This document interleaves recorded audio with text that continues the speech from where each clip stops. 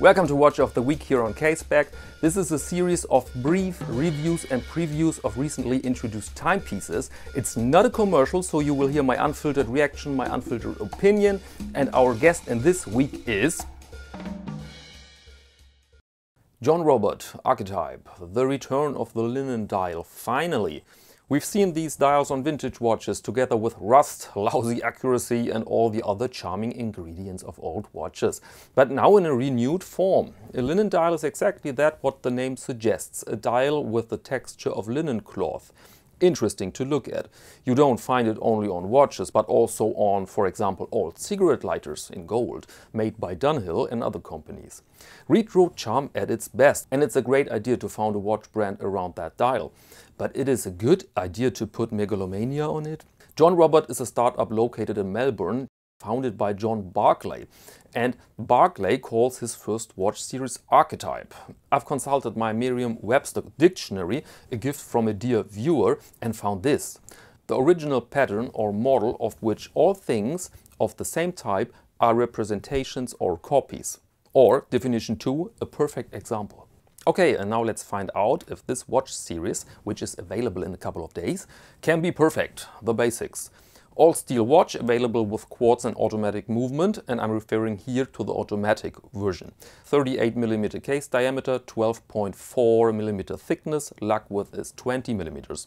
Movement is a Celita SW200 in premium or top execution, 26 jewels, 28,800 beats per hour, 38 hours power reserve. Sapphire crystal, and it's waterproof up to 100 meters. The watch comes either with a leather strap with signed steel tang buckle or with a bracelet with signed butterfly clasp. Dial colors are white, blue and charcoal, and my personal favorite is white. So the basics are close to be a perfect example for a proper package. Great dimensions, good movement, nice option with strap or bracelet and all those colors. And John is smart and tells us that the watch is an all-purpose timepiece, a dress tool watch as he writes. So big target group here, but at the same time the attempt to stay away from fashion watches. John says, the opposite of disposability. The Archetype is made in Switzerland to last beyond a lifetime, becoming an artifact of the gentleman who wears it and speaking to future generations of him as my grandfather's watch did to me. This is marketing speech borrowed from Patek Philippe, but let's not be too strict here. I mean, he has to say something like that because he wants nearly $1,000 or roughly 800 euros for one automatic watch.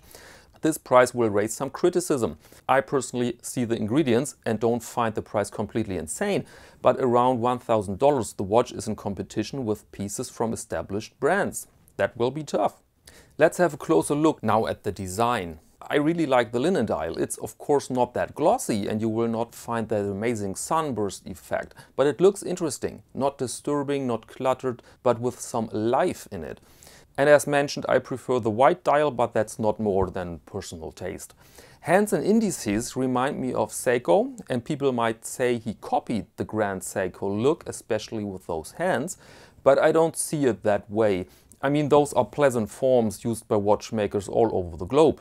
Note the crown, please, which looks really good, really handy and at the same time elegant, like the hips of a well-built lady. And John Barclay now is apparently very proud of the John Roberts logo, so he put it at the end of the second hand. I don't know, to be honest, if I like this or not. I'd like to see this on the actual watch, see it in real life. But what do you think? Do you like that feature or not? Please let me know in the comments. The case is a beauty, I must say. Brushed and high polished surfaces, interesting angles, slender, elegant, well done if you ask me. Back to the brand name. John, it's your decision, but I personally prefer your family name on the dial instead of a Robert or something else. And the Robert seems a smidgen too big, also the automatic, but those are really small negatives and at the end my humble opinion, not more. Please share your opinion regarding the brand name in the comments, please. I'm really interested if you think that name works. So overall, really something beyond the usual Kickstarter stuff, and I'd love to see that watch in production. Speaking of Kickstarter, the watch will be launching on Saturday, 30th January 2021.